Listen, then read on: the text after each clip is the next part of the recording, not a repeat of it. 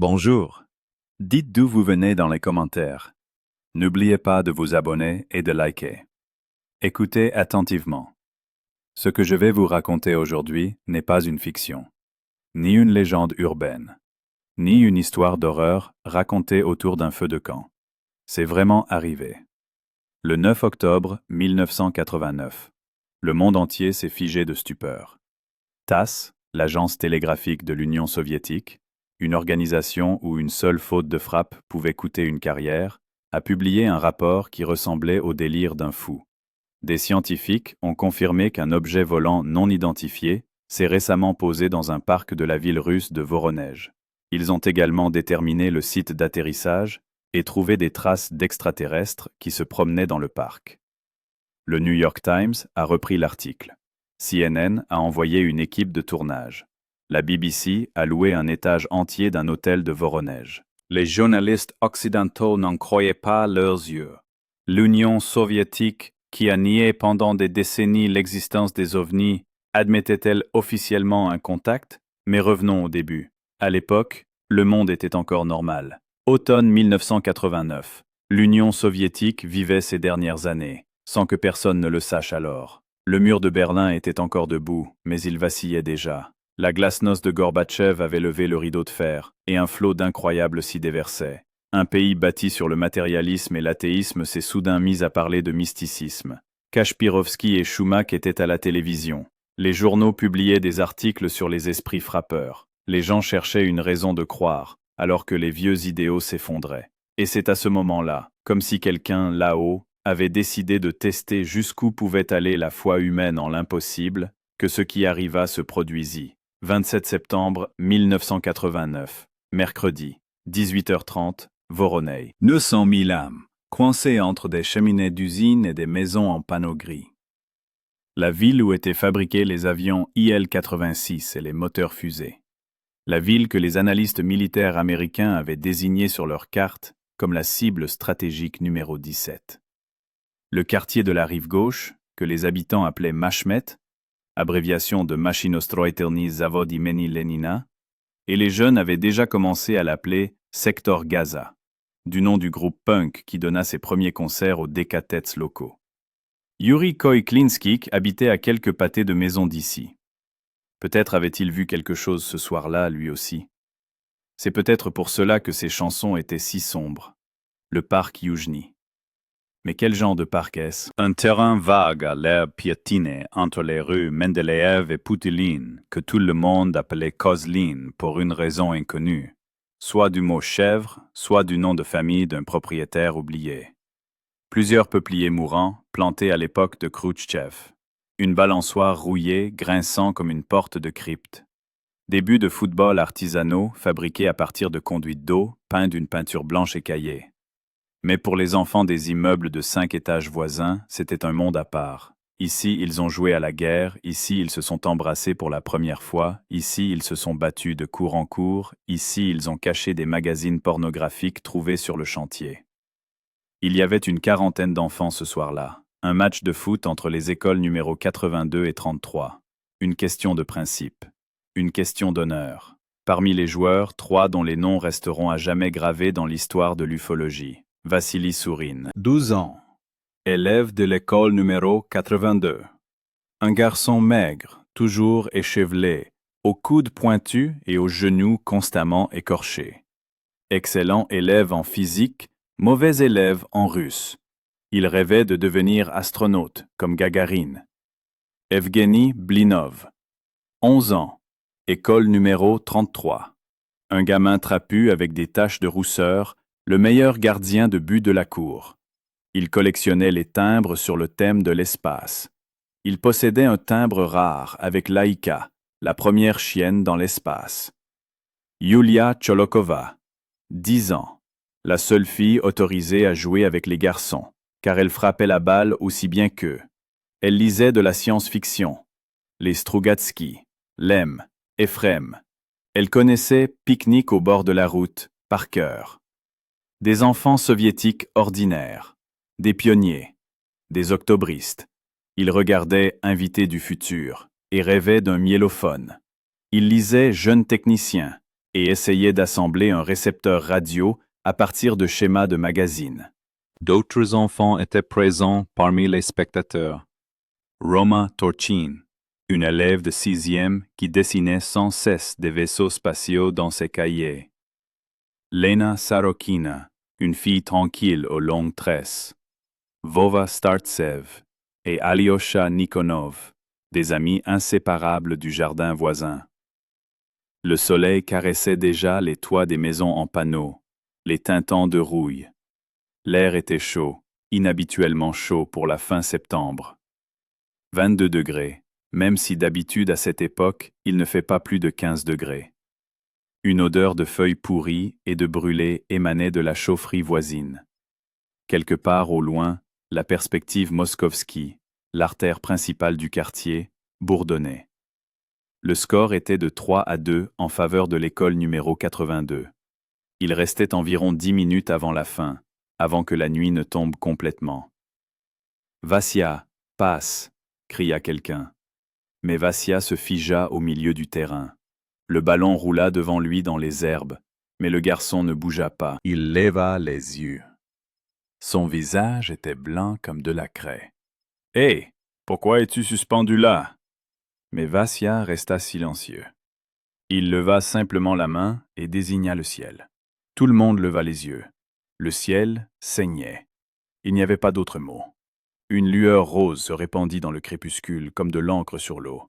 Mais l'encre n'était pas de la bonne couleur. Une couleur qui ne devrait pas exister dans la nature. La lueur pulsait, respirait. À chaque coup, et ces coups coïncidaient étrangement avec les battements de cœur des spectateurs, elle devenait plus épaisse, plus rouge, plus matérielle. « Les aurores boréales ?» suggéra l'un des plus âgés. « Quelle aurore boréale, idiot? On n'est pas dans le nord. Peut-être une explosion à la centrale? Oh, tais-toi !» La lueur se contracta en un point brillant et aveuglant suspendu juste au-dessus du terrain de football. Et ce point commença à grandir. Une sphère, parfaitement ronde, 10 mètres de diamètre. Comme une maison à 2 étages, si on la faisait rouler en sphère. Rouge foncé, la couleur du sang séché. Ou la couleur d'un rêve qu'on fait quand on a de la fièvre. La surface brillait d'un métal, mais d'un métal surnaturel. Elle semblait respirer, palpiter de l'intérieur, comme si un cœur géant battait sous la peau. Sur les côtés, quelque chose comme des hublots, 3 ou 4, impossible de l'affirmer avec certitude. Ils apparaissaient puis disparaissaient, tels des yeux qui s'ouvrent et se ferment, obscurs, opaques. Quelque chose bougeait derrière eux, quelque chose qui ne voulait pas être vu, pour l'instant. Le ballon flottait à 12 mètres de hauteur, juste au-dessus du centre du terrain, là où Vassia se tenait une seconde plus tôt. Et le monde s'éteignit. Impossible à décrire avec des mots, mais tous ceux qui étaient là dirent plus tard la même chose. Le monde s'éteignit. On n'entendait plus les voitures depuis l'avenue, pourtant à 300 mètres. On n'entendait plus les chiens qui aboyaient toujours le soir. Les oiseaux se turent en vol. Certains enfants juraient avoir vu un corbeau figé dans les airs, le bec ouvert. Même le vent tomba. Les feuilles des peupliers se figèrent dans des poses anormales, comme dans un arrêt sur image. Le silence n'était pas seulement un silence, c'était un anti-son. Il pressait les tympans. Les enfants entendaient le sang battre dans leurs oreilles. Ils entendaient leur propre respiration. Ils entendaient leur cœur battre. L'herbe sous le ballon commença à changer. Au début, elle était simplement aplatie, en cercle concentrique, comme si une main invisible lissait le tapis vert. Puis elle jaunissait, brune, noire. De la fumée montait du sol, de fines volutes comme des doigts tendus vers le ballon. L'odeur, mon Dieu, l'odeur. Pas seulement de l'herbe brûlée, de la chair brûlée. Non, de l'herbe brûlée. Mais, pour une raison inconnue, ils pensaient tous à de la chair. Quelque chose d'organique, mourant dans le feu. L'odeur leur frappa les narines, les rendit malades. L'un des enfants se mit à pleurer. Le ballon oscilla. Une fois, 2 fois, comme le pendule d'une horloge invisible. Et puis, il disparut. Pas disparu, pas disparu, pas dissous. Juste là, une milliseconde, disparut la suivante, comme si quelqu'un avait éteint la télévision. L'air s'échappa, remplissant le vide. Plusieurs enfants tombèrent de surprise. Le monde se ralluma, brusquement, douloureusement. Des bruits s'abattirent sur eux, aboiements de chiens, klaxons, cris venant des jardins voisins, comme si quelqu'un avait poussé le volume au maximum. Qu'est-ce que c'était? Murmura quelqu'un. C'est ce que ça semblait? Demanda Jenny Ablinov avec espoir. Si ça semblait ça, alors ça semblait ça, à tout le monde, en même temps, répondit Yulia, en désignant l'herbe brûlée. Un cercle d'environ 5 mètres de diamètre, parfaitement lisse. L'herbe à l'intérieur était réduite en cendres. 5 minutes passèrent. Les enfants restèrent là, n'osant pas s'approcher de la zone brûlée, n'osant pas en sortir. 10 minutes, puis le ciel se déchira à nouveau. Cette fois, ils étaient 2. La boule rouge revint, la même ou une autre, semblable. Et avec elle, un deuxième objet apparut, argenté, allongé, d'une quinzaine de mètres de long. Les enfants le décrivirent ensuite de différentes manières. Certains parlèrent de cigares, d'autres de bananes, d'autres encore de dirigeables. Mais tous s'accordèrent sur un point. Cet objet était anormal. Il se courbait dans les airs, comme vivant, tel un énorme verre métallique. Les 2 objets tournoyaient l'un autour de l'autre. Ce n'était pas un vol, c'était une danse. Une valse spatiale, à 50 mètres de hauteur. Ils ne glissèrent pas, ne tombèrent pas. Ils se déployèrent simplement, comme si le métal lui-même poussait hors du corps. 4 supports, disposés en losange, épais, comme les pattes d'un éléphant, ou comme les pattes de quelque chose de bien pire. La boule descendit lentement, comme si elle tâtait le sol. À 3 mètres de hauteur, elle resta suspendue, et les supports touchèrent l'herbe. La terre trembla. Pas métaphoriquement, elle trembla littéralement, comme un petit tremblement de terre. Les fenêtres des maisons voisines tremblèrent. Les livres tombèrent des étagères. La sphère s'enfonça complètement. L'herbe sous les supports ne devint pas seulement noire. Elle se transforma en verre. Du verre noir, carbonisé. L'odeur s'intensifia. De l'ozone et un élément métallique s'ajoutèrent à la matière organique brûlée. C'était comme si l'air lui-même s'était mis à brûler. Le sol sous chaque support était comprimé de 4 centimètres. Compte tenu de la surface des supports, les physiciens calculèrent plus tard que le poids de cette chose devait atteindre au moins 30 tonnes. À ce moment-là, plus de 70 personnes s'étaient rassemblées dans le parc. Des adultes attrapèrent les enfants, tentèrent de les éloigner, mais leurs jambes refusèrent d'obéir. La peur les paralysa. Ou quelque chose d'autre. Quelque chose émanait de la sphère. Le lieutenant de police Sergueï Matveyev dira plus tard « J'ai essayé de m'approcher. Je me suis ordonné de partir. Mais à une vingtaine de mètres de cette chose, mes jambes ont tout simplement cessé de m'obéir, comme s'il y avait un mur invisible. Une ouverture s'ouvrit sur le côté de la sphère. D'abord, une fine ligne lumineuse apparut, verticale, d'environ 2 mètres de haut. Puis la ligne s'agrandit. Le métal ne s'éloigna pas. Il disparut simplement, se dissolvant, révélant un trou noir. De ce trou jaillit une lumière.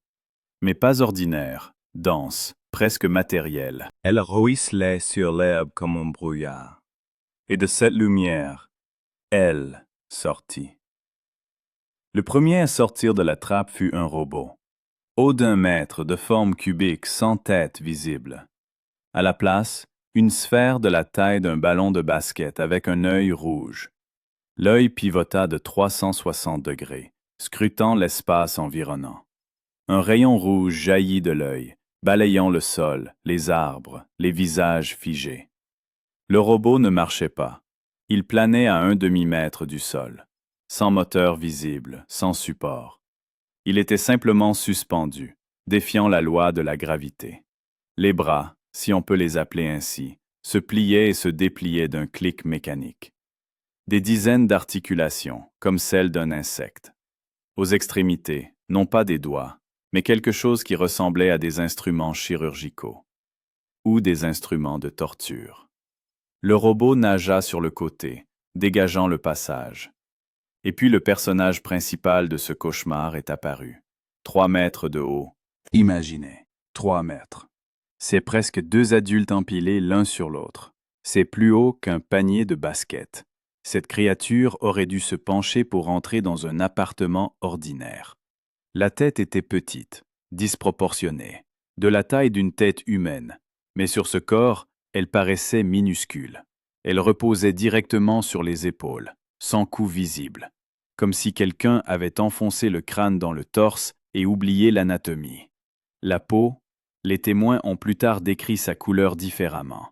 Certains l'ont dit gris-vert, d'autres brunâtre, d'autres encore couleur boue des marais. Mais tous étaient d'accord sur un point. Elle était irrégulière, écailleuse, comme celle d'un reptile, mais en même temps humide, brillante, comme celle d'un amphibien. Elle reflétait la lumière d'une manière étrange. Parfois elle semblait mate, puis soudain elle prenait un éclat métallique. Le costume. Une combinaison argentée sans une seule couture, sans fermeture éclair, sans bouton, sans poche. Elle était si moulante qu'elle ressemblait à une seconde peau. Ou à la première. Certains témoins ont dit plus tard qu'ils ne savaient pas où la peau s'arrêtait et où le costume commençait. Sur la poitrine se trouvait un disque de la taille d'une assiette. Mais ce n'était pas qu'un disque, c'était un écran, une fenêtre, un portail. Quelque chose bougeait à l'intérieur, quelque chose de douloureux à regarder. Des couleurs inexistantes, des formes qui ne devraient pas exister dans l'espace tridimensionnel. Les bras étaient longs, presque jusqu'aux genoux, 4 doigts à chaque main, sans articulation visible. Les doigts courbés dans tous les sens, comme des tentacules. Aux extrémités se trouvaient des ventouses ou quelque chose de similaire. Les jambes étaient massives, comme des colonnes. Les bottes, si c'était des bottes, étaient couleur bronze, chacune de la taille d'une valise. Mais le visage était le pire. Non pas qu'il soit laid ou effrayant au sens habituel du terme, il était faux. Comme si quelqu'un avait essayé de créer un visage humain à partir d'une description sans avoir jamais vu personne. La bouche était une fine fente sans lèvres. Le nez était 2 trous percés dans le crâne. Les oreilles, il n'y en avait pas. Et les yeux, 3, 2, là où ils devraient être sur une créature normale. Mais ils étaient 1,5 fois plus grands que ceux d'un humain. Pas de cils, pas de sourcils, pas de paupières, du moins pas visibles. Le 3e œil, au milieu du front, un peu plus haut, formant un triangle équilatéral parfait avec les 2 autres. Tous 3 brillaient de l'intérieur, une faible lumière rouge, comme des braises dans un four en train de refroidir. Mais ce n'était pas une lumière réfléchie, ils brillaient d'eux-mêmes. Parfois, la luminosité augmentait. Parfois, s'éteignait presque. Mais la lueur ne s'arrêtait pas. Et ils ne clignaient pas des yeux. Absolument pas. Pendant tout le temps que la créature était dehors, et cela dura environ 5 minutes. Elle ne clignait pas des yeux. La créature se tenait immobile. Elle ne respirait pas. Du moins, sa poitrine ne se soulevait ni ne s'abaissait. Seuls ses yeux bougeaient, scrutant la foule. Puis elle fit un pas. Le sol se pressait sous son pied. Une empreinte profonde, comme si la créature pesait 1 tonne. Un autre pas. Elle se déplaçait lentement, mécaniquement. Non pas comme une créature vivante, mais comme une machine imitant la vie. Ou comme une créature inhabituée à la gravité terrestre. Sa tête tournait par à-coups. À gauche, fixation de 3 secondes. À droite, fixation. Comme s'il photographiait chaque personne dans la foule. Le robot suivait, planant à 1 mètre derrière. Son œil rouge continuait de scanner, d'enregistrer, d'analyser. Et puis, quelque chose se produisit qui bouleversa tout. Vassia Surin s'avança. Plus tard, bien des années plus tard, on lui demanda « Pourquoi? Pourquoi? » Qu'est-ce qui avait poussé un garçon de 12 ans à s'approcher d'un extraterrestre de 3 mètres? « Je ne sais pas, » répondit-il. « Je n'ai pas pu m'empêcher de faire un pas. » Comme si quelque chose tirait, ou poussait, ou appelait. La créature s'immobilisa. Ses 3 yeux se fixèrent sur le garçon. Et Vassia hurla. Ce n'était pas un cri de douleur. C'était un cri d'horreur existentielle. Le cri d'un esprit confronté à quelque chose de fondamentalement anormal.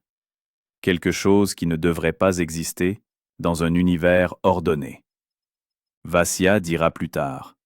Quand il m'a regardé avec ses 3 yeux, j'ai vu... Je ne sais pas comment l'expliquer. J'ai vu que nous sommes comme des fourmis pour eux. Non, même pas des fourmis. Des bactéries. Quelque chose de si primitif qu'ils remarquent à peine notre existence. Vassia voulait courir. Chaque cellule de son corps hurlait « Cours !» Mais il ne pouvait pas bouger. Dès que les 3 yeux le fixèrent, son corps cessa de lui obéir. Ses bras pendaient mollement, ses jambes s'affaiblirent. Il ne pouvait même plus cligner des yeux. Il se tenait là, tel une statue.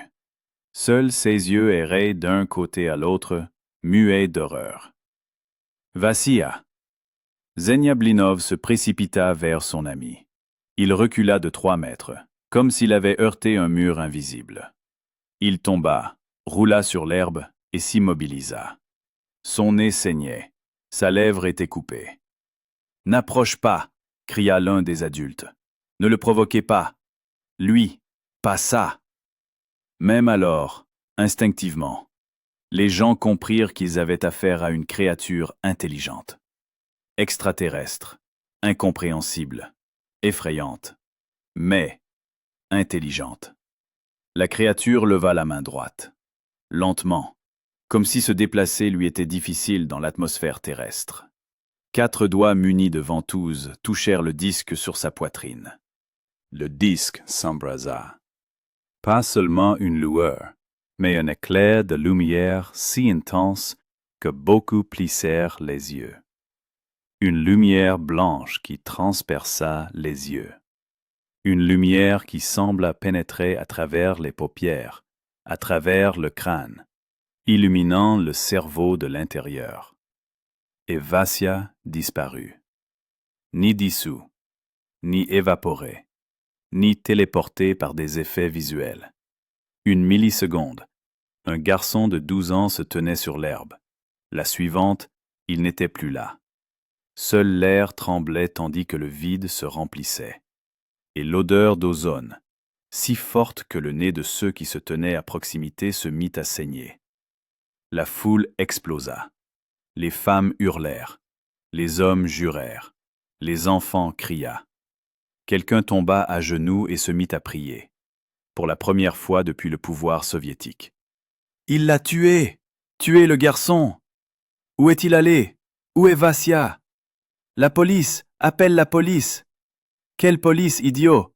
Que va faire la police? » Plusieurs hommes tentèrent d'organiser une sorte d'attaque. L'un s'empara d'une pierre, un autre d'un tuyau rouillé, un troisième d'une bouteille cassée dans une poubelle. Mais personne n'osa s'approcher. Un mur invisible les tenait à 20 mètres de la créature. Et la créature resta immobile. 3 yeux se tournèrent lentement, scrutant la foule. Le robot planait à proximité, son faisceau rouge dessinant des motifs complexes dans l'air. 1 minute passa, 2, 3. Puis la créature baissa la main. Elle se retourna brusquement, de tout son corps, tel un robot, et retourna au vaisseau, lentement, mesurée. Le sol trembla sous ses pas. Elle grimpa jusqu'à l'écoutille. Comment? Personne ne comprit, car l'écoutille mesurait 2 mètres de haut, sans échelle ni rampe. Elle resta un instant immobile au sol, puis à l'intérieur. Le robot la suivit, flottant dans l'ouverture noire. L'écoutille commença à se refermer. Le métal se crispa comme une blessure, comme si le vaisseau se cicatrisait. La boule frissonna. Elle bourdonna, en son grave et vibrant qui vous fit déboucher les oreilles. Les supports commencèrent à se rétracter dans la coque. Et à cet instant, exactement au moment où le dernier support se souleva du sol, Vassia apparut, au même endroit, dans la même pose, comme s'il s'était arrêté, puis rallumé. Mais quelque chose clochait. Le garçon tomba à genoux. Il tremblait. Des larmes coulaient sur ses joues, non pas celles d'un enfant blessé ou effrayé, mais celle d'un adulte qui avait vu quelque chose qui avait bouleversé sa vision du monde. La boule s'éleva d'1 mètre, 5, 10, et disparut, de nouveau sans laisser de traces, sans un bruit. Elle cessa tout simplement d'exister dans notre espace. « Vassia, Vassia, comment vas-tu » Ses amis se précipitèrent vers lui. Xenia le souleva et essuya le sang de son nez cassé. Yulia lui donna de l'eau d'une bouteille en plastique. Vassia regarda à travers. Ses pupilles étaient énormes, noires, remplissant presque l'iris, comme s'il avait pris une énorme dose de drogue. « Où étais-tu » lui demandèrent-ils. « Que t'ont-ils fait » Vassia resta silencieux 1 minute. 2. Puis il parla, doucement, d'une voix monotone, comme s'il lisait sur une feuille de papier. « J'étais à l'intérieur, mais pas à l'intérieur du vaisseau, dans un autre endroit, blanc, infiniment blanc, ni mur, ni plafond, ni sol, juste une blancheur omniprésente. » Il se tut et déglutit. Ils étaient nombreux, pas 1, pas 2, des dizaines, peut-être des centaines, tous avec 3 yeux, tous me regardaient, en même temps. Je sentais leur regard, le sentais physiquement, comme si des milliers d'aiguilles me transperçaient la peau. « Disait-il quelque chose » demanda l'un des adultes. Il ne disait rien.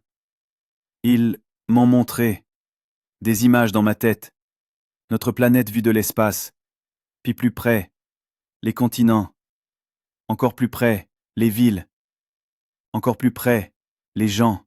Et puis ils m'ont montré à quoi nous ressemblions pour eux. Nous sommes comme des microbes sous un microscope. Ils nous étudient, nous cataloguent, comme des scientifiques étudient les bactéries. Vassia leva la tête et regarda la foule.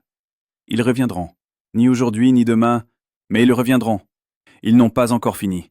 15 minutes plus tard, il y avait des escouades de police dans le parc. 1 demi-heure plus tard, le KGB. 1 heure plus tard, l'armée. Français. Le lieutenant de police Sergueï Matveyev a rédigé un rapport, ne se fiant pas à ses propres mains, qui écrivait des mots incroyables. Le 27 septembre 1989, vers 18h30-19h, dans le parc sud du district de la rive gauche de Voronej, plusieurs témoins ont observé l'atterrissage d'un objet volant non identifié, de forme sphérique, de couleur rouge. 2 créatures ont émergé de l'objet, un humanoïde d'environ 3 mètres de haut et un robot d'environ 1 mètre de haut. Témoins. Environ 40 enfants et 30 adultes. Les traces physiques étaient indéniables. De l'herbe brûlée. 2 cercles, l'un de 5 mètres de diamètre à partir du premier vol stationnaire, l'autre de 20 mètres à partir de l'atterrissage. Les contours sont nets, comme brûlés au laser. L'herbe n'a pas seulement brûlé, elle s'est transformée en carbone. 4 creux, disposés en forme de losange, mesuraient 15 cm de diamètre et 4 cm de profondeur. La terre y est comprimée avec une telle force qu'elle est devenue dure comme du béton. Pour créer une telle pression, l'objet a dû peser des dizaines de tonnes. Le rayonnement de fond a augmenté, sans danger, mais 3 fois supérieur à la normale. De plus, le rayonnement n'était pas diffusé, mais concentré précisément au point de contact avec le sol. Anomalie magnétique. Les boussoles dans un rayon de 50 mètres autour du site d'atterrissage indiquaient des directions différentes. Certaines tonnaient sans arrêt. Le KGB a interrogé tous les témoins, séparément, avec partialité. Ils ont recherché des incohérences, des contradictions. Mais les témoignages concordaient sur les points principaux. Une boule rouge de 10 mètres de diamètre, un humanoïde de 3 mètres avec 3 yeux, un robot flottant au-dessus du sol. La disparition et la réapparition d'un garçon. Heure, vers 18h30, 19h. Le colonel du KGB Viktor Petrovitch Lastochkin a écrit dans le rapport « Une hallucination de masse est exclue en raison de la présence de traces physiques. Une farce est exclue en raison de l'impossibilité de créer les effets décrits par des moyens improvisés. Des tests secrets d'équipement militaire sont exclus, vérifiés par tous les canaux.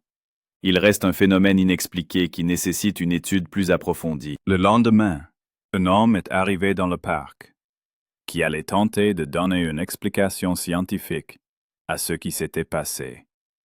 Genrich Mikhailovich Silanov, 54 ans, directeur du laboratoire de géophysique de Voronej, spectroscopiste. Un homme qui a passé toute sa vie à étudier les phénomènes anormaux. Il était accompagné de toute une équipe, physiciens, chimistes, radiologues. Ils apportaient des appareils, compteurs Jaeger, magnétomètres, spectromètres, des équipements dont le commun des mortels ignorait les noms. Silanov était sceptique. Il était venu pour démystifier ces phénomènes, pour chercher une explication rationnelle. Foudre en boule, gaz des marais, psychose collective, tout sauf extraterrestre. Mais ce qu'il découvrit le fit changer d'avis. Premièrement, le champ magnétique. Il n'était pas seulement déformé, il était structuré. Les lignes de champ magnétique formaient une spirale qui s'étendait sous terre. Une telle structure est impossible à créer naturellement. Pour créer une telle chambre, expliqua Silanov au journaliste, il faut un électroaimant de plusieurs mégawatts, ou une technologie que nous ne possédons pas. Deuxièmement, le rayonnement. La composition isotopique était anormale. Trop de césium-137, trop peu de strontium-90. Comme si la source du rayonnement n'était pas d'origine terrestre. Troisièmement, le sol. Aux endroits des empreintes, la structure du sol a changé au niveau moléculaire. Le réseau cristallin du quartz dans le sable s'est déformé. Cela se produit à une pression de plusieurs milliers d'atmosphères ou à une température de plusieurs milliers de degrés. Mais la découverte la plus étrange les attendait le troisième jour. Le détecteur de métaux a révélé une anomalie à une profondeur de 30 cm sous l'une des empreintes. Ils creusèrent. Une pierre, d'apparence ordinaire, de la taille d'un poing. L'hématite est un minéral ferreux courant. Mais lorsque Silanov la ramassa, la pierre était tiède, pas brûlante, mais tiède, à la température du corps humain, et elle émettait une vibration à peine perceptible. Pas mécanique, plutôt une pulsation. Le laboratoire fit une analyse complète. La composition chimique était celle d'une hématite ordinaire. Mais l'analyse isotopique révéla quelque chose d'incroyable. Le rapport isotopique, fer 56, fer 57, différait de celui de la Terre de 0,03%. Cela peut paraître insignifiant, mais en géologie, de tels écarts ne signifient qu'une chose. L'échantillon ne provient pas de la Terre. Soit c'est une météorite, dit Silanov, soit elle a été apportée. La pierre fut placée dans un conteneur en plomb. Une semaine plus tard, elle refroidit et cessa de vibrer, comme si la batterie était morte. On ignore où se trouve actuellement cette pierre. Selon certaines sources, elle aurait été transportée à Moscou. Selon d'autres, il serait toujours conservé au laboratoire de Voronej. D'autres encore auraient tout simplement disparu une nuit, sans que personne ne sache comment. Après la publication dans Commune, de nouveaux éléments ont commencé à arriver. Il s'est avéré que le 27 septembre n'était ni le premier ni le dernier jour des visites. Le 21 septembre, 6 jours avant l'incident principal. Rue Leningradskaya, à 1 kilomètre du parc sud. Valentina Petrovna Morozova, une retraitée, promenait son chien. Il était environ 21 heures. Bobik s'est soudain mis à hurler et à tirer sur la laisse. J'ai levé la tête et j'ai vu une balle. Rouge comme du sang. Elle était suspendue juste au-dessus de l'immeuble de 5 étages en face. Elle est restée suspendue environ 3 minutes puis a disparu. Juste, bam, et elle avait disparu. 23 septembre, arrêt de bus Machmet. Le chauffeur de bus Nikolai Kravtsov et 15 passagers. Nous roulions sur la route, puis le moteur a calé. L'électricité a été coupée. Les phares, l'éclairage intérieur, tout. Nous sommes sortis et avons regardé. Cette chose était suspendue au-dessus de nous. Argentée, longue, comme une saucisse. Et elle bourdonnait. Pas fort, mais tellement fort que ça vibrait dans la poitrine. Elle est restée suspendue pendant environ 2 minutes, puis s'est envolée. Le bus a démarré aussitôt. Le 29 septembre, 2 jours après l'incident principal, encore South Park, mais cette fois, les témoins décrivent des créatures différentes. Petites, pas plus d'un mètre de haut. Peau gris-vert. D'immenses yeux noirs, mais seulement 2, pas 3. Vêtus de quelque chose comme des imperméables ou des capes bleues. Alexei Panine, alors âgé de 10 ans. Je suis allé acheter du pain au magasin. Je revenais par le parc, c'est plus court, et je les ai vus. 3 petits personnages, des créatures. Ils se tenaient en cercle dans l'herbe brûlée. L'un tenait quelque chose qui ressemblait à une tablette, un écran lumineux. Les autres ramassaient de l'herbe, de la terre. Ils la mettaient dans des récipients argentés.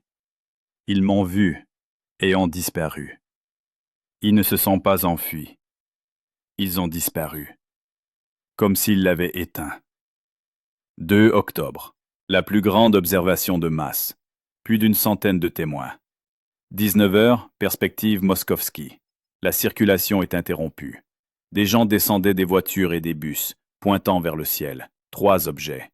Une boule rouge, la même, un cigare argenté et quelque chose de nouveau. Un triangle avec des lumières au coin. Ils se déplaçaient de manière synchrone, exécutant des manœuvres complexes. Puis ils se sont alignés et ont disparu l'un après l'autre. Rouge, argenté, triangulaire. Toujours le soir, toujours dans le même quartier, toujours de 18h à 21h, comme s'ils avaient un emploi du temps précis. Le 3 octobre 1989, le journal de Voronej, Comuna, publiait un article intitulé « Football avec des extraterrestres » dans sa rubrique « Incident ». L'auteur était le journaliste Oleg Stoliarov. Cela aurait pu être un simple canular, une sensation locale d'un jour. Mais le 6 octobre, l'article était repris par Sovetskaya Kultura. Le 7, par Komsomolskaya Pravda. Et le 9 octobre, un événement incroyable se produisit. TASS, l'agence télégraphique soviétique, publia un communiqué officiel. Des scientifiques ont confirmé qu'un objet volant non identifié s'était récemment posé dans un parc de la ville russe de Voronezh. Ils ont également déterminé le lieu d'atterrissage et trouvé des traces d'extraterrestres qui s'y promenaient. Ce fut un choc. TASS ne publiait jamais d'informations non vérifiées. En 70 ans d'existence, pas un seul bobard, pas une seule réfutation. Et soudain, des extraterrestres? Vladimir Lebedev, correspondant de TASS à Voronezh, qui a transmis cette information, s'est souvenu plus tard. Ils m'ont appelé de Moscou. Ils m'ont demandé « Êtes-vous sûr ?» J'ai répondu « J'ai parlé à des enfants, à des témoins adultes, à Silanov. J'ai vu des traces. Ce n'est pas de la fiction. » Moscou est resté silencieux et a dit « Transmettez l'information. » Les médias occidentaux ont explosé. New York Times, 11 octobre 1989. Un ovni a atterri. C'est un fait, pas une fiction, insistent les Russes. CNN a envoyé une équipe de tournage complète à Voronezh. Le correspondant debout en cercle s'est adressé à la caméra. Je me trouve à l'endroit où, selon des dizaines de témoins, un vaisseau extraterrestre a atterri il y a 2 semaines. Les traces que vous voyez derrière moi sont réelles. Les témoins sont réels. Mais les extraterrestres sont-ils réels? La BBC a loué un étage entier de l'hôtel en touriste à Voronezh. Leur correspondant Tim Sebastian a passé 2 semaines dans la ville, interviewant plus de 50 personnes. La chaîne de télévision japonaise NHK a filmé un documentaire de 2 heures. L'ufologue français Jacques Vallée, auteur du livre Passeport pour la Magogne, s'est rendu pour la première fois en URSS, derrière le rideau de fer. Le magazine Time a écrit « La politique de Glasnost a eu des conséquences inattendues. Les citoyens soviétiques peuvent désormais parler non seulement des crimes de Staline, mais aussi des visites d'extraterrestres. » Les sceptiques ont crié « Hystérie collective ». Le résultat du visionnage de Star Wars et de rencontres du 3e type, qui commençaient à être diffusées en URSS. Mais comment expliquer les traces physiques? Comment expliquer la cohérence des témoignages? Comment expliquer la décision de TASS? Enquêteurs et psychologues ont demandé à des enfants témoins de dessiner ce qu'ils avaient vu, chacun séparément, sans possibilité de collusion. Les résultats ont été alarmants. Roma Torshin, une élève de 6e, à dessiner un vaisseau aux détails étonnants. Pas seulement un cercle avec des hublots, mais une structure complexe avec des panneaux marqués, des coutures et des éléments techniques. Et le symbole à bord est un signe similaire à la lettre russe G, mais avec des éléments supplémentaires. Il s'est avéré plus tard qu'il s'agissait du symbole UMO, un signe que les ufologues ont trouvé sur les sites d'atterrissage d'OVNI depuis les années 1960, en Espagne, en France, au Brésil. Comment un écolier soviétique, n'ayant pas accès à la littérature ufologique occidentale, aurait-il pu connaître ce symbole? Genia Blinov a dessiné la créature. Les proportions étaient inhumaines, mais anatomiquement cohérentes. Une petite tête, un corps énorme de longs bras, et les yeux, 3 yeux, disposés dans un triangle parfait. Lena Sarokina a représenté un robot, un corps cubique, une sphère avec un œil, de nombreuses articulations aux mains. Elle a même dessiné son vol stationnaire. Des lignes ondulées en dessous, indiquant la distorsion de l'air. Mais le dessin le plus effrayant a été réalisé par Yulia Sholokova. Une feuille noire, et dessus, 3 cercles rouges formant un triangle. Pourquoi seulement les yeux? Demanda la psychologue. Parce que c'est tout ce qui compte, répondit la jeune fille. Le reste n'est qu'une coquille, une combinaison, et les yeux sont eux-mêmes, et ils regardent, toujours, même quand ils ne sont pas là. La psychologue et doctorante Irina Volkova a écrit dans sa conclusion « Les enfants ne montrent aucun signe de collusion ou d'invention. Leurs dessins contiennent des détails convenus dans différents styles de représentation. La réaction émotionnelle est particulièrement alarmante. Non pas la joie ou la curiosité, typique des fantasmes enfantins, mais une profonde anxiété et une peur profonde. » Fin octobre, une commission spéciale a été créée. Pas une commission gouvernementale officielle. Ils n'ont pas osé en créer une. Une commission publique, sous les auspices de l'Université d'État de Voronej. La commission comprenait des physiciens, des chimistes, des psychologues, des experts médico-légaux, des experts militaires, officieusement. 2 mois d'enquête, des centaines de répondants, des dizaines d'examens. Les conclusions de la commission, publiées en décembre 1989. 1. Les traces physiques à South Park sont réelles et ne peuvent être expliquées par des phénomènes naturels connus, ni par l'activité humaine. 2. Les déclarations des témoins concordent sur la plupart des détails, malgré des différences naturelles de perception. 3. Une hallucination collective est peu probable compte tenu du grand nombre de témoins indépendants d'âge et de statuts sociaux variés. 4. Les anomalies découvertes, magnétiques, radiatives, structurelles, indiquent l'influence d'une source inconnue d'énergie de haute puissance. 5. La commission ne peut ni confirmer ni infirmer l'origine extraterrestre des phénomènes observés. 6.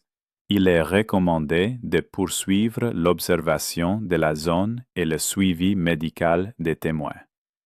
Traduction du langage scientifique, il s'est certainement passé quelque chose, mais nous ignorons quoi, et cela nous effraie. Début 1990, l'intérêt mondial pour l'affaire de Voronej avait décliné. L'URSS était en pleine crise. Le mur de Berlin était tombé. Le retrait des troupes d'Europe de l'Est avait commencé. Le monde a des problèmes plus graves que des extraterrestres à 3 yeux. Mais pour ceux qui étaient dans le parc ce soir-là, la vie était divisée entre avant et après. 2010. Les journalistes de Discovery Channel ont trouvé des témoins. Denis Murzenko, qui avait 10 ans en 1989, « J'ai vu un homme très grand ?»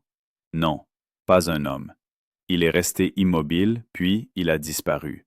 Il n'est pas parti, il a disparu. Je n'arrive toujours pas à dormir normalement. Chaque nuit, je me réveille à 3 heures du matin et je regarde les vitres. Sergei Makarov, ancien chauffeur de bus. Je les ai vus, je jure que je les ai vus. Mais plus le temps passe, plus j'ai l'impression que ce n'était pas un rêve, mais quelque chose de pire. Quelque chose qui se faisait passer pour la réalité, ou une réalité qui se faisait passer pour un rêve. Alexei Panine, qui a vu les petites créatures. J'en ressens encore, comment dire, les conséquences. Je les ressens quand elles sont proches. Je ne les vois pas, mais je les sens. Ma peau commence à brûler, mes oreilles à bourdonner. Cela arrive une fois tous les 2 ou 3 mois. Toujours la nuit. Toujours entre 2 et 4 heures du matin. Et les principaux témoins? Yulia Cholokova a quitté Voronej en 1991. Sa famille a déménagé en Allemagne dès que cela a été possible. La rumeur dit qu'elle ne peut toujours pas contempler le ciel étoilé. Elle ferme tous les rideaux après le coucher du soleil. Plus la maison après la tombée de la nuit. Sa camarade de classe a raconté: elle a changé après cette soirée. Elle est devenue différente, plus calme, comme si elle écoutait quelque chose en permanence. Et elle dessinait. Elle dessinait constamment des yeux, 3 yeux, dans des cahiers, sur des bureaux, sur les murs. Les professeurs la grondaient, mais elle ne pouvait pas s'arrêter. Zenia Blinov est devenu ingénieur. Il travaille à l'usine aéronautique de Voronej. Il est marié et père de 2 enfants. En apparence, il mène une vie ordinaire. Mais il n'en parle pas, dit sa femme. Du tout. Jamais. Je ne l'ai appris que 5 ans après le mariage. Par hasard. Par sa mère. J'ai essayé de lui demander. Il a simplement quitté la pièce. Mais parfois, la nuit, il se lève et regarde par la fenêtre. Pendant un long moment. Je lui demande: qu'est-ce qu'il y a? Il répond: j'attends. Vasia Surin. On en sait à la fois le moins et le plus sur Vasia. Officiellement, il travaille comme programmeur dans une petite entreprise de Voronej. Officieusement, il a changé plus que quiconque, confie Zenia Blinov dans une rare interview de 2019. Quelque chose lui est arrivé pendant les 5 minutes où il a disparu. Il est revenu différent. Apparemment le même, mais différent. Les voisins racontent des histoires étranges. Vasia vit seule dans un appartement au dernier étage. La nuit, une étrange lumière jaillit de ses fenêtres, ni électrique, ni différente. Parfois, on entend des sons. Ni de la musique, ni des paroles, quelque chose entre les deux. Il dessine, raconte une femme du rez-de-chaussée. Je l'ai vu une fois sortir la poubelle. Des rouleaux de papier, tous couverts de symboles étranges. Ni lettres, ni chiffres. Quelque chose d'extraterrestre. Un journaliste d'un journal local a tenté de l'interviewer en 2019, à l'occasion du 30e anniversaire des faits. Il a accepté de me rencontrer. Il est venu dans un café. Un homme ordinaire, la quarantaine, sans histoire. Mais quand j'ai allumé l'enregistreur, tous les appareils électroniques dans un rayon de 3 mètres se sont éteints. Téléphone, tablette, même les montres connectées. Il a dit: désolé, ça arrive tout seul. Depuis. Et il est parti. Septembre 2019. Exactement 30 ans après les faits, Voronej fait à nouveau parler de lui. Mais pas dans les médias centraux, seulement dans les actualités locales et ufologiques. Du 20 au 30 septembre, les habitants du district de la Rive Gauche ont signalé 47 observations d'OVNI. Toujours le soir, toujours entre 18h et 21h, toujours au même endroit. Mais cette fois, personne n'a atterri. Les objets, boules rouges, cigares argentés, triangles lumineux, sont restés suspendus dans le ciel. Observez. 21 septembre. Instagram d'un habitant. Il est de retour. Il est suspendu au-dessus du parc depuis une demi-heure. Il ne bouge pas. Il est juste suspendu et brillant. Je me souviens de 1989. J'avais 7 ans. C'est pareil. Exactement pareil. Le 27 septembre, jour anniversaire précis, South Park. Une centaine de personnes se sont rassemblées, certaines par curiosité, d'autres par peur, d'autres dans l'espoir d'en voir. À 18h30, le ciel est devenu rose. À 18h35, la boule est apparue. À 18h40, il a disparu. Personne n'est sorti. Personne n'a atterri. Ils sont juste apparus et ont disparu, comme s'ils célébraient un anniversaire, ou vérifiaient si nous nous souvenions. Après que l'histoire ait fait sensation à l'échelle internationale, d'autres preuves ont commencé à faire surface, pas seulement à Voronej, de toute l'Union soviétique. Perm, août 1989, un mois avant l'incident de Voronej. La laitière Raïssa Kiryanova a affirmé avoir rencontré un extraterrestre près de sa ferme. Petit, avec une grosse tête, des yeux comme des soucoupes. Mais pas 3, mais 2. Il s'est tenu près de ma vache Zorka et l'a caressée. La vache n'avait pas peur. Elle est restée calme, comme hypnotisée. Puis il m'a regardé, a hoché la tête et est parti dans la forêt. Il n'a pas couru. Il a simplement disparu entre les arbres. Petrozavodsk, 20 septembre 1977, 12 ans avant Voronej. Observation massive connue sous le nom de phénomène de Petrozavodsk. Une énorme méduse lumineuse dans le ciel. Elle a plané au-dessus de la ville pendant 16 minutes. Des milliers de témoins. L'explication officielle, un essai de missile balistique. Mais la trajectoire ne correspondait pas. Et les missiles ne restent pas immobiles. Vladimir Azaza, ufologue soviétique et capitaine de premier rang à la retraite, a constitué un dossier. De 1977 à 1989, plus de 3000 observations d'OVNI ont été enregistrées sur le territoire de l'URSS. Parmi celles-ci, 300 ont eu lieu avec des atterrissages. 48 ont été observées avec des créatures. Voronej ne fait pas exception. Voronej en est le point culminant. Mais pourquoi Voronej? Pourquoi 1989? Il existe une théorie.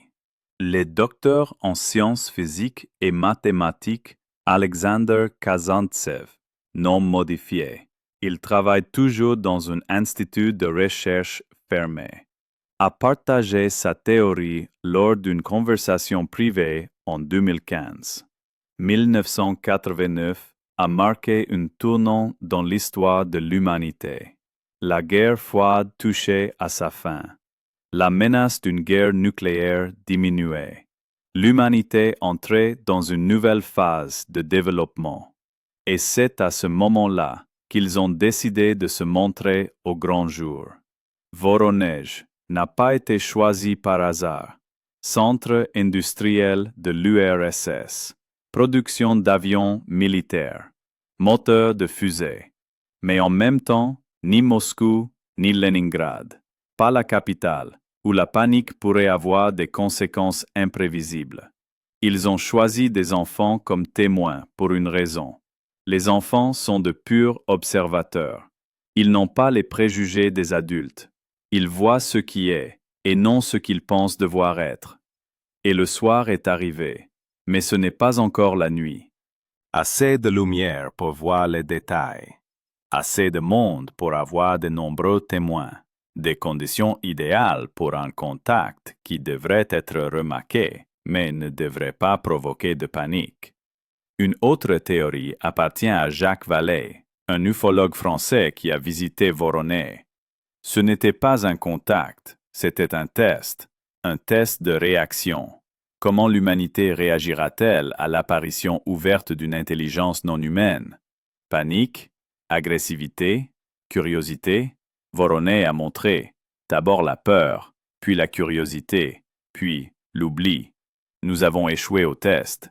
Nous avons montré que nous n'étions pas prêts, ou peut-être, disent les théoriciens du complot, était-ce l'inverse? Peut-être avons-nous réussi le test. N'avons-nous pas paniqué? N'avons-nous pas ouvert le feu? Avons-nous fait preuve d'une prudence raisonnable? Et c'est pourquoi ils ne sont pas revenus. Pas encore. Après l'incident de Voronej, les chercheurs ont commencé à remarquer d'étranges schémas. Toutes les principales observations d'OVNI en URSS ont eu lieu en septembre et octobre. Petrozavodsk, 20 septembre 1977. Voronej, 27 septembre 1989. Perm, 14 octobre 1989. Samara, 13 septembre 1990. Toujours le soir, entre 18 h et 21 h.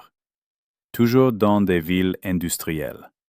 Toujours près d'installations militaires. Comme si quelqu'un étudiait nos défenses. Ou cherchait quelque chose de spécifique. Autre bizarrerie. Tous les principaux témoins de l'incident de Voronej sont nés la même année. 1977. L'année du phénomène de Petrozavodsk. Coïncidence? Il n'y a pas de coïncidence, déclare Genrikh Silanov dans une interview en 2010. Il existe des schémas que nous ne comprenons pas. À cette époque, Silanov avait déjà élaboré sa théorie de la mémoire de champ, et prétendait même pouvoir photographier le passé. Mais c'est une autre histoire. En 1992, 3 ans après l'incident de Voronej, Silanov fit une étrange découverte. En étudiant les archives, il constata, en 1889, exactement 100 ans avant l'événement, un événement inexplicable se produisit à Voronej. Le journal local, Voronej Telegraph, rapporta, le 29 septembre de cette année, les habitants de Trotskaya Sloboda ont observé un phénomène étonnant. Une boule de feu de la taille d'une pleine lune est apparue dans le ciel. La boule a atterri sur un champ près de la périphérie et 3 personnes d'une taille inhabituelle, vêtues de vêtements brillants, en sont sorties. Ils se sont arrêtés, ont regardé autour d'eux et sont retournés à la boule, qui a immédiatement disparu. 100 ans, presque jour pour jour. Le même endroit, Trotskaya Sloboda, est devenu plus tard une partie du district de la rive gauche. Cyclicité. Reviennent-ils tous les 100 ans? Ou plus souvent, mais seulement une fois tous les 100 ans, se montrent-ils ouvertement? Ce que les journaux n'ont pas mentionné. Ce qui a été découvert plus tard. Moins d'un an après l'incident, 17 témoins ont consulté un médecin avec les mêmes symptômes. Maux de tête, commençant exactement à 18h30. Angoisse inexpliquée en regardant le ciel. Rêve récurrent avec la même intrigue. Saignement de nez spontané. Dr Marina Nikolaevna Semenova, neurologue à l'hôpital régional de Voronej. Nous avons examiné ces patients. L'IRM a montré d'étranges modifications dans l'hippocampe, la zone du cerveau responsable de la mémoire, comme si les connexions neuronales avaient été reconstruites. Non endommagées, exactement reconstruites, organisées différemment. Mais le plus étrange a été découvert dans les analyses sanguines. Les 17 personnes présentaient toutes des taux élevés d'un isotope rare du phosphore, le phosphore 32, normalement absent du corps humain. Sa demi-vie est de 14 jours. Mais chez ces personnes, le taux est resté stable pendant des mois. C'était comme si quelque chose dans leur corps produisait cet isotope, ou quelqu'un. 4 des 17 sont décédés au cours des 10 années suivantes, toutes d'un cancer du cerveau. Une coïncidence statistiquement improbable. Les autres sont toujours en vie, mais elles ont changé. Irina Pavlova, enseignante, faisait partie des témoins adultes. Après cette nuit-là, j'ai commencé à voir davantage. Ce ne sont pas des hallucinations. Je vois juste parfois des choses une seconde avant qu'elles ne se produisent. Le téléphone sonne. Je sais déjà qui c'est. La personne ouvre la bouche. Je sais déjà ce qu'elle va dire. Ce n'est pas un don. C'est une malédiction. Parce que parfois je vois des choses horribles. Et je ne peux pas m'en empêcher. Mikhail Voronov, mécanicien dans une usine. L'électronique s'emballe autour de moi. Les téléviseurs s'allument tout seuls. Les radios captent des stations qui n'existent pas. Et parfois, je les entends. Des voix, ni en russe, ni en anglais, dans une langue qui n'existe pas. Ils continuent de regarder à travers nous. Le détail le plus troublant de l'incident de Voronej est le symbole sur le vaisseau. Ce même signe, semblable à la lettre G, avec des éléments supplémentaires. C'est le symbole Humo. L'histoire d'Humo a commencé dans les années 1960 en Espagne. Un groupe de personnes a commencé à recevoir des lettres de créatures se faisant appeler Humites, des extraterrestres de la planète Humo, dans la constellation de la Vierge. Les lettres contenaient des formules scientifiques complexes, des concepts philosophiques, des dessins techniques. Et toujours un symbole. Ce même symbole. En 1966, un OVNI a atterri dans la banlieue de Madrid. Des dizaines de témoins. Au fond du vaisseau, le symbole Humo. En 1974, l'atterrissage en France. De nouveau un symbole. En 1985, le Brésil. Et de nouveau. Et maintenant, en 1989, Voronej, le même symbole. Comment les enfants soviétiques pouvaient-ils connaître le symbole UMO? En URSS, il n'y avait aucun accès à la littérature occidentale sur les ovnis. Internet n'existait pas. Même le KGB était au courant. Ce lien n'a été établi qu'après consultation de collègues occidentaux. Jacques Vallée estime: le symbole UMO est une signature, une marque. Comme un artiste signe un tableau. Quelqu'un ou quelque chose marque son apparition avec ce signe. Et Voronej s'inscrit dans un modèle mondial. Mais il existe une autre théorie, plus inquiétante. Le symbole UMO ressemble à l'ancien signe alchimique du soufre, mais inversé, déformé. Comme si quelqu'un avait pris le symbole terrestre et l'avait modifié, adapté à ses propres fins. En 2017, des pirates informatiques ont piraté le serveur d'une organisation ufologique européenne. Parmi les fichiers, ils ont trouvé un document daté de 1990. Il s'agirait d'une traduction du russe. Provenant prétendument des archives du KGB, le symbole est une clé d'activation. Sous certaines conditions, lieu, heure, présence d'observateurs, le symbole déclenche un processus dont la nature est incertaine. L'incident de Voronej fait partie d'une expérience mondiale. Il est recommandé de renforcer la surveillance des individus marqués. L'authenticité du document n'a pas été confirmée.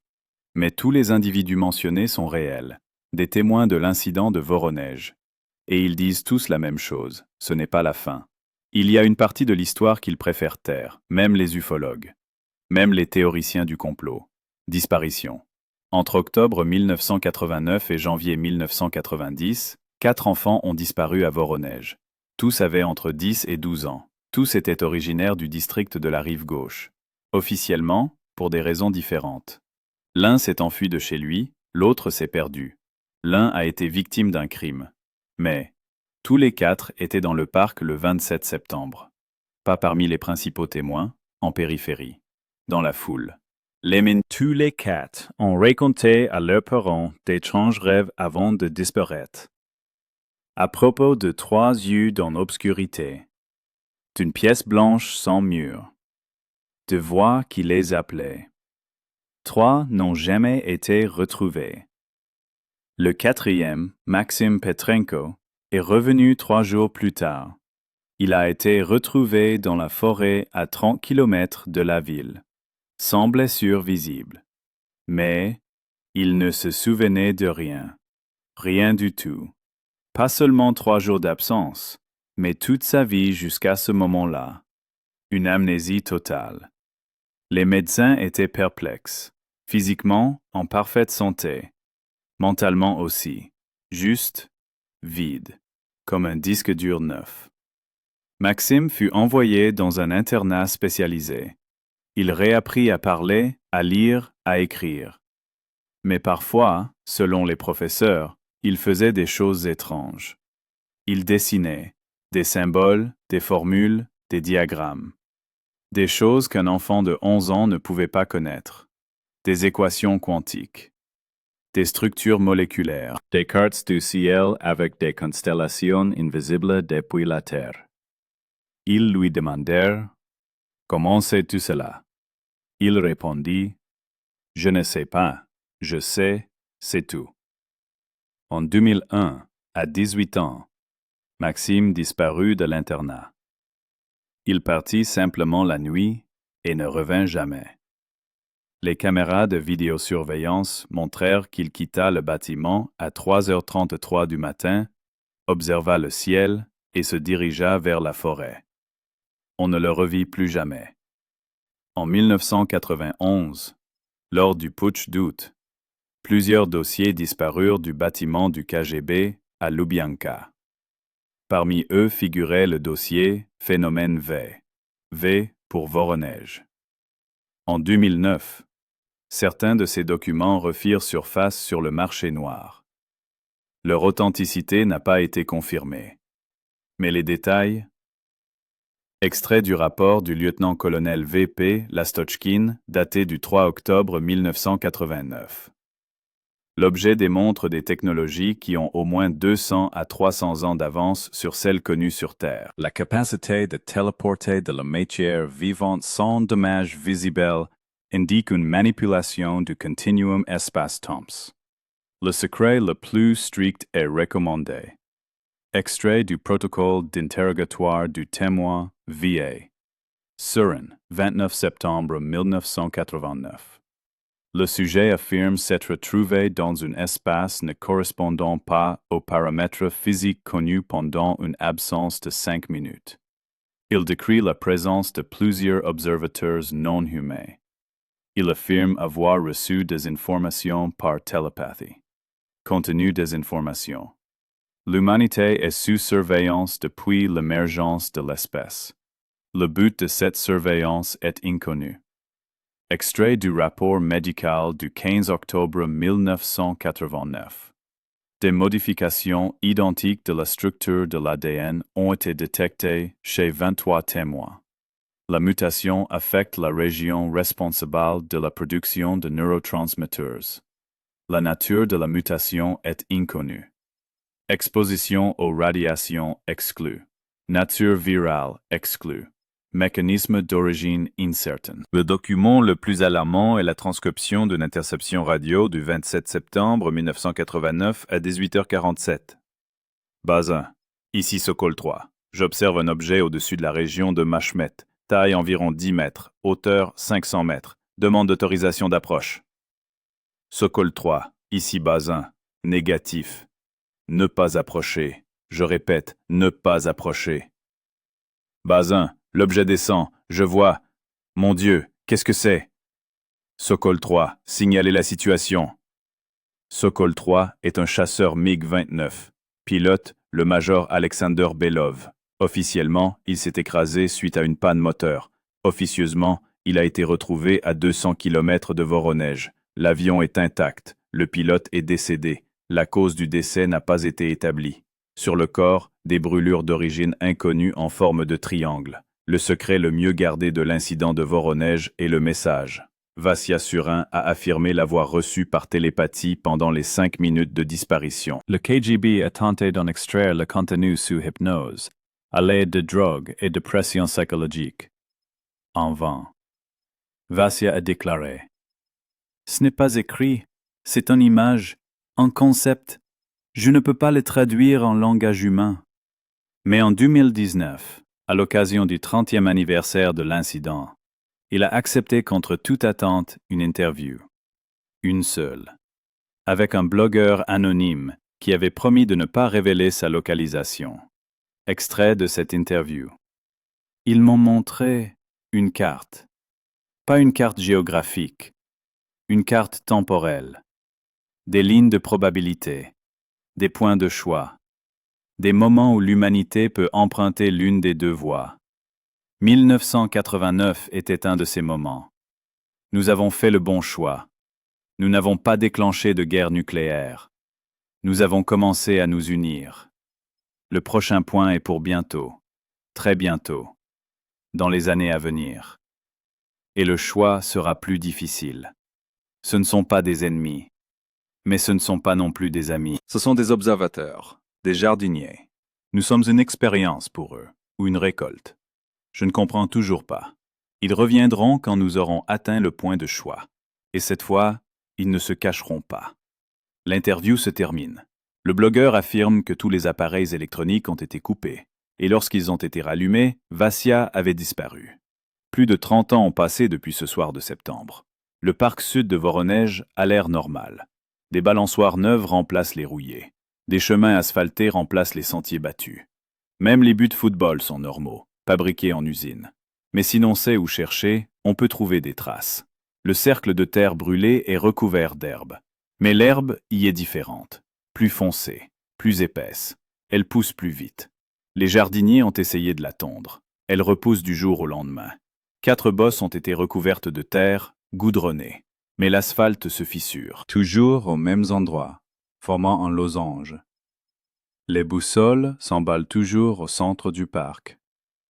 moins clairement qu'avant, mais l'aiguille tremble, fluctue, comme si quelque chose sous terre était encore actif.